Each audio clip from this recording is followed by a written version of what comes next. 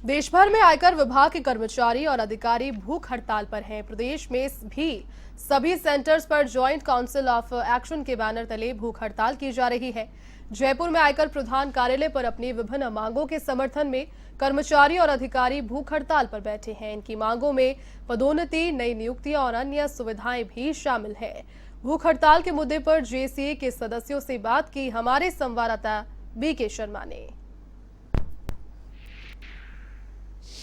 आयकर विभाग के अधिकारी और कर्मचारी आज देश भर में भूख हड़ताल पर है। राजधानी जयपुर में भी आयकर प्रधान कार्यालय के बाहर यह हड़ताल जो भूख हड़ताल पर हैं कर्मचारी, उन्होंने यहां धरने का भी आयोजन किया है और इनकी बहुत सारी मांगे हैं, जिनमें नई नियुक्तियां हैं, साथ ही जो प्रमोशन बहुत समय से अटके हुए हैं और भी जो फैसिलिटीज से संबंधित कई सारी मांगे हैं। इन मांगों को लेकर ये भूख हड़ताल सभी देश भर में सभी सेंटर्स पर है और यहाँ भी राजधानी जयपुर में है।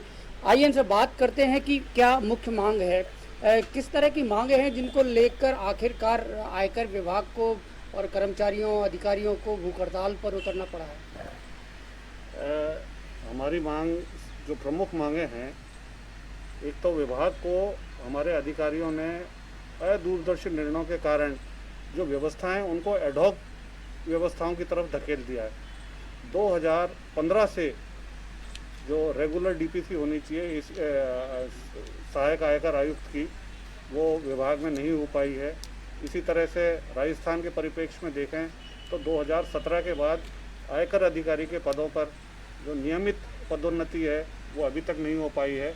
लंबे समय से इसके लिए अधिकारी कर्मचारी मांग कर रहे हैं कि कई डिमांडें बहुत सालों से पेंडिंग है। प्रमोशन कई कैडर के अंदर बहुत सालों से पेंडिंग है। पे रिवीजन का मैटर भी पेंडिंग है। तो इस तरह कई चीज़ें पेंडिंग है और पेंडिंग रहने से जो कर्मचारियों में एक तरह का आक्रोश है और विभाग अभी क्या है कि एक आमूलचूल परिवर्तन के दौर से गुजर रहा है। इस गुजरते दौर के अंदर विभाग को अपनी कार्यक्षमता बढ़ानी है और उसके साथ ही कर्मचारियों का मनोबल भी बढ़ाना है। लेकिन जब तक आपके पे और प्रमोशन के मुद्दे यदि सॉल्व नहीं होंगे तो मनोबल बढ़ना मुश्किल काम है। सीबीडीटी बोर्ड में हमारी काफ़ी समय से लंबित जो साफ सुथरी मांगे हैं, काफ़ी लंबे समय से पड़ी हुई है। सीबीडीटी प्रशासन हमारी मांगों पे कोई ध्यान नहीं दे रहा है। 2014 से जितने भी एसीआईटी के प्रमोशन हुए हैं वो एडहॉक प्रमोशन हुए हैं, उनको रेगुलराइजेशन करने के लिए हम बार बार मांग कर रहे हैं कि इनको रेगुलाइज करो। कई अधिकारी अभी एडहॉक के चलते ही वो रिटायरमेंट हो गए, तो उनको एसीआईटी का कोई लाभ नहीं मिला, वो आईटीओ की पोस्ट से ही रिटायरमेंट हो गए हैं। तो इस 2014 से काफ़ी लोग ऐसे हैं हमारे जो साथी, प्रमोशन तो उनको एसीआईटी का मिल गया लेकिन वो रिटायरमेंट के बाद में उनको वो बेनिफिट नहीं मिल पाएगा। तो हम बार बार मांग कर रहे हैं कि आप रेगुलर डीपीसी करो, लेकिन सीबीडी जो प्रशासन है वो हमारी मांगों को मान नहीं रहा। एक पे पेरिटी वाला मुद्दा बहुत बड़ा मुद्दा है। जैसा भी अभी आपको पता है कि 6500 से लेकर के डेट पे उसको केट का डिसीजन आ चुका है, 1450 डिसीजन होने वाला है। वो डिसीजन हो चुका है लेकिन उसको इम्प्लीमेंट नहीं किया जा रहा है। ऐसा ही जो सीबीआई और आईबी और इनमें जो इंस्पेक्टर्स का और पीएस का जो हमारा उसका भी पेरिटी है, उसके बराबर गेट का हमारा मुद्दा है, जिसके बारे में सहमति होने के बावजूद भी उसमें कोई इन्होंने सकारात्मक कदम नहीं उठाया है। इंस्पेक्टर्स को लैपटॉप देने का मुद्दा है, इस पर भी कोई बात नहीं हो रही है आगे तक।